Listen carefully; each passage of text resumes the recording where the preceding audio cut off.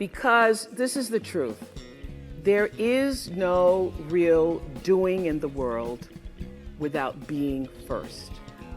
For me, being, your presence, your connection to yourself and that which is greater than yourself is far more important than what you do, but also is the thing that fuels what you do.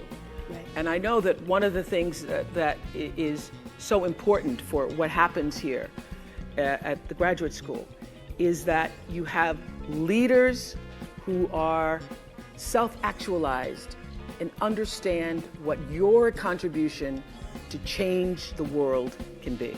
You can only do that if you know yourself. You can only do that you cannot do it unless you take the time to actually know who you are and why you are here. Now, I happen to know for sure that every human being comes called, and that the calling goes beyond the definition of what your job is.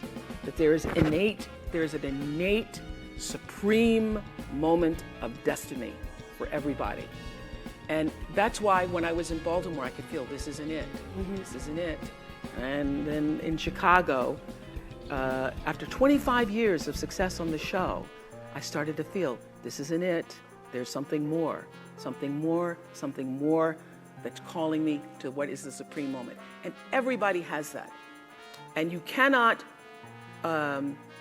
fulfill it unless you have a level of self-awareness, to be connected to what is the inner voice or the instinct. I call it your emotional GPS system that allows you to make the best decisions for yourself.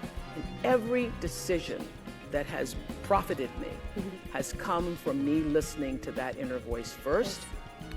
And every time I've gotten into a situation where I was in trouble, it's because I didn't listen to it. I overrode that voice, that instinct with my own head, my own thinking. I tried to rationalize it. I tried to tell myself, but okay, you're gonna make a lot of money. Oh no.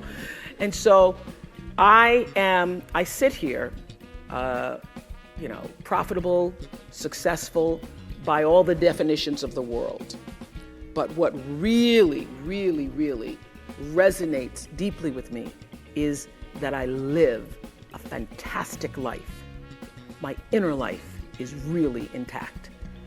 I live from the inside out. And so everything that I have because I let it be fueled by who I am and what I realize my contributions to the planet could be.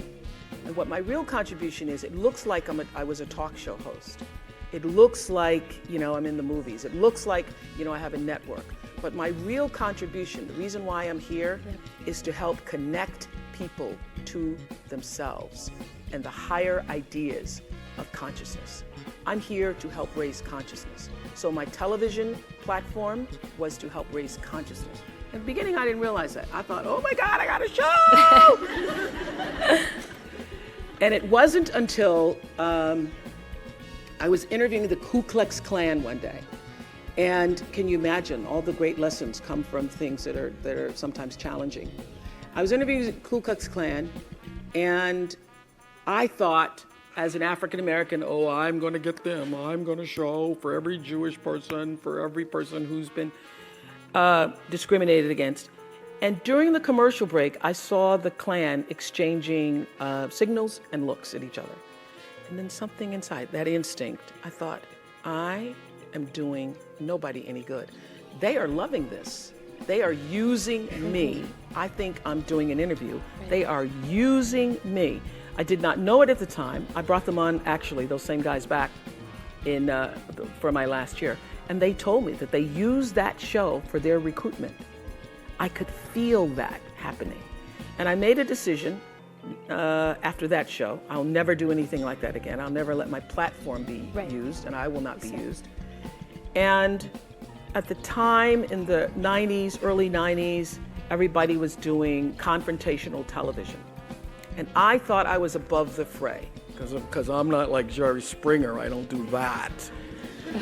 So in my egoic delusion, I thought, because I am not that bad, I'm really not bad.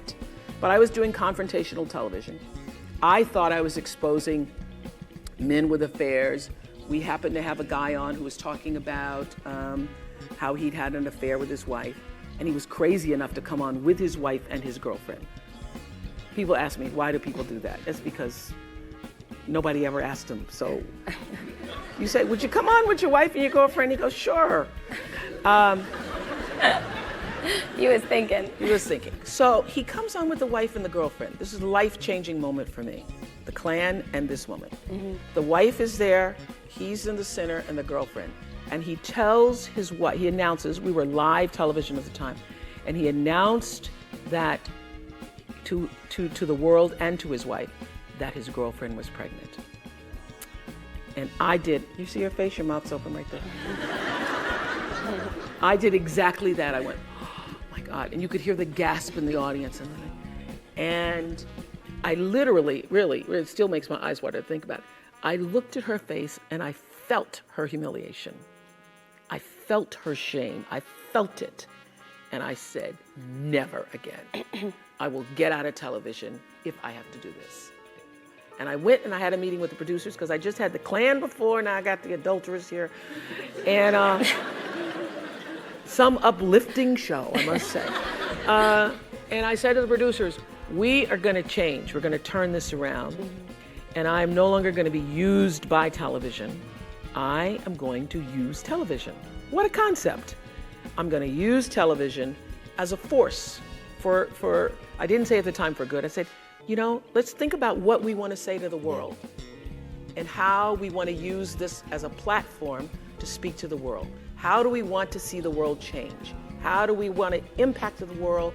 And then let all of our shows really be focused and centered around that. I then said to the producers exactly what I said to you backstage. Mm-hmm. Do not bring me a show unless you have fully thought out what is your intention for doing it.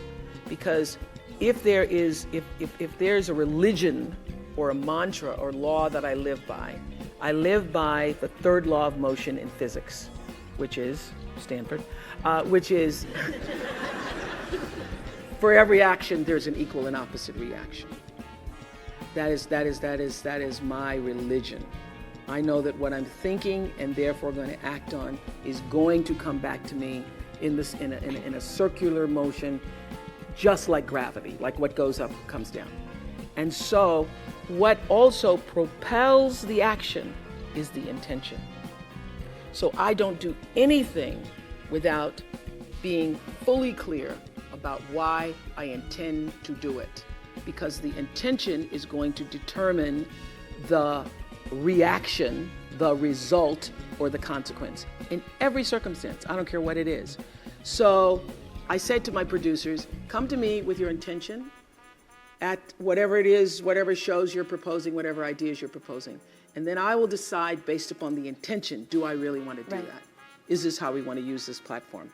And that really is the secret to why we were #1 all those years, is because it was an intention-fueled, intention-based, coming out of purposeful programming. Yeah, that's what it was. Great. And